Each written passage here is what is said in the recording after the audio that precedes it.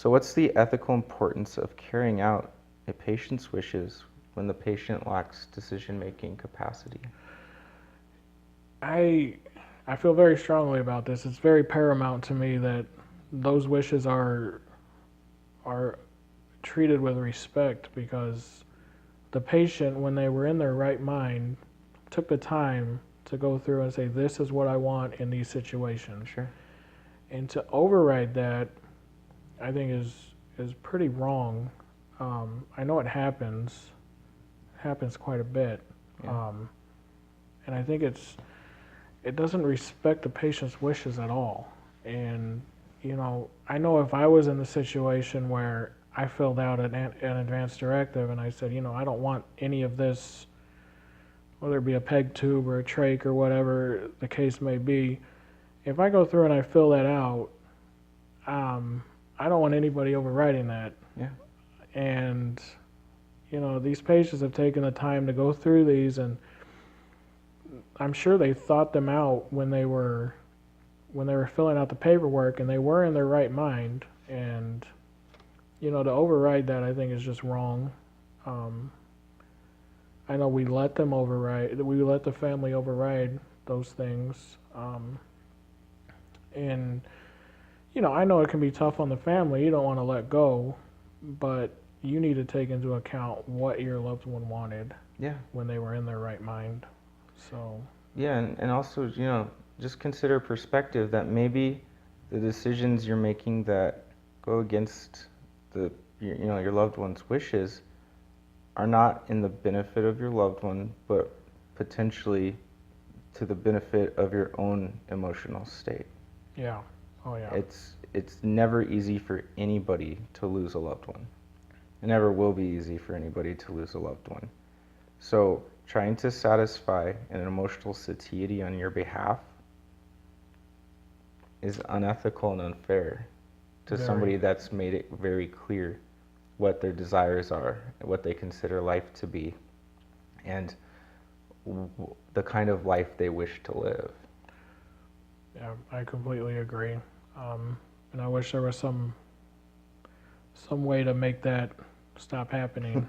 But, Well, a very simple way around this is actually granting a medical power of attorney to someone that you are assured might actually carry out your wishes. Yeah, that's a good point.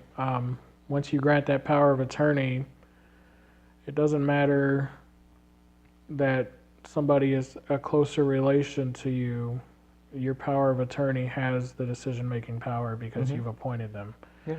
So you can override the family's wishes in order to carry out what the patient wanted. Sure. Which is the right thing to do. Yeah, so Adam and I are of no familiar relation, but if I granted him stewardship of my medical power of attorney, then in an incident where I'm incapacitated, even though my wife would be the first person that would consent on my behalf legally, this document actually goes beyond what her default granting of stewardship is, and gives Adam that stewardship instead. Yeah.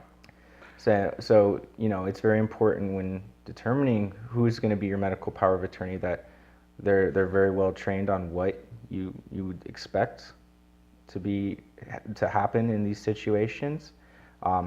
Maybe give them documentation of what your expectations too. That would be ideal with like advanced directives. Exactly. Yeah. Making it crystal clear what you want and appointing somebody who will carry out your wishes, despite taking what I can assume would be quite a bit of heat from family. Absolutely. If they had other ideas. Yeah. But I think again, patient wishes are paramount and they should be respected and followed through with. Yeah. So have you observed a lack of understanding in patients or their default decision makers in regards to their health? Working down in the pharmacy, we didn't have a whole lot of patient interaction, and right now I'm on a telemetry unit, so Sure. I don't have to deal with those end-of-life things, knock on wood, right now. But, we'd hear about it down there in the pharmacy, like, oh, this patient's still here, they're on all these drips, keeping them going, what's going on with that, and um, our clinical pharmacist who's on the floor would say, the family thinks that they're going to pull through this and they're going to come out of it, and you can go and read the physician notes, and all of them will say there's no functionality, there's no coming back, there's been brain death, but family wants to hold on to the hope, and that's okay. Um, that's okay to an extent. You want to have hope, you want to have faith. That's great, but there does come a time where you have to make a decision, and the decision's usually, are we going to put in a trach and a peg tube and send you to a long-term acute care facility to live out your days in basically a vegetative state, or are we just going to withdraw care and let nature take its course? And if you filled out an advance directive that says you don't want a peg tube, you don't want a trach, if there's nothing that can be done, just let me go in peace, then we need to make that tough decision, or the family needs to make that tough decision and let the patient go. It's a matter of doing what's right. Yeah, so your physicians will give you prognoses based on, evidence-based practice and statistics and their own, thorough experience with these processes. And it's really important that when a physician expresses, or multiple physicians express, a very assuredness in a prognostic state, such as you will never get out of bed again, you will never eat again, you will never talk or comprehend language again, that their words are heeded with great severity. Yeah, they're giving you the information. Whether or not you want to accept it is a different issue, but the physicians are there to provide care, and when they tell you that there's nothing more that can be done, they're not doing that lightly. They're not doing that, to get this patient off of their patient load. Their job is to get the patient better. That's them admitting that they can't do anything else. That's so you really need to understand that when they say it's over, it's over. I mean, they're not giving up just to give up.